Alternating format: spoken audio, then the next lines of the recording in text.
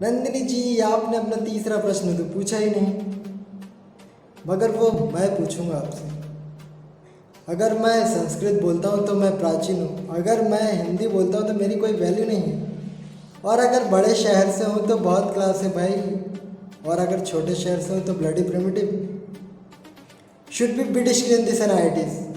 As to IIT, we should be discussing only about innovations like robotic eye theory for blind, bionic, sponding mechanic, string 3, इन सब की dress आपको वेदों में मिलेगी यार।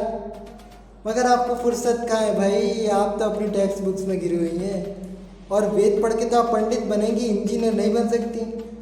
अरे भाई, आप उन वेदों की बात कर रही हैं जिसकी नींव में वैज्ञान है, और उस संस्कृत की बात कर रही हैं जो पूरी तरीके से वैज्ञानिक है, जिसके 1200 स्कूल और 14 यूनिवर्सिटी अकेले जर्मनी में है, जिसे हम इंजीनियर्स यहाँ पे इंजीनियरिंग हब मानते हैं यार, और आप इसे कहती हैं प्राचीन प्रिमिटिव।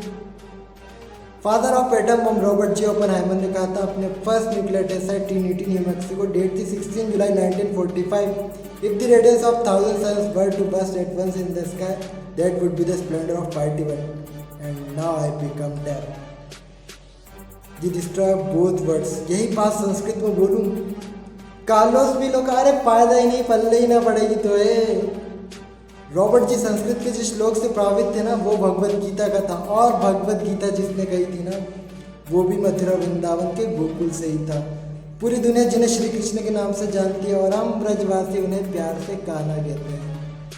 अरे भाई, प्रिमिटिव हैं तो हैं, प्राचीन हैं तो हैं, लेकिन गर्व है हमें अपनी प्राचीनता पर। और आपके सर्टिफिकेशन के लिए आपके व्हाट्सएप के सवालों के जवाब दे देता हूँ। 4 पीस को आधा आधा तोड़कर खा लूँगा, हो गई 1 कोल्ड की 1 फीवर की, और हाँ ये 3rd बॉल इसको उल्टा करके लगा दूंगा, 36 हो गए। काउंट कर लो, मैथमेटिक्स तो आती होगी। नंदिनी जी, आप असल में ब्रेन ओलंपिक खेले नहीं रही थी, एक्चुअली में आप खेल रही थी हार्ड ओलंपिक। पर कोई ना, दिए 30 मिनट्स, कर लो दिल की।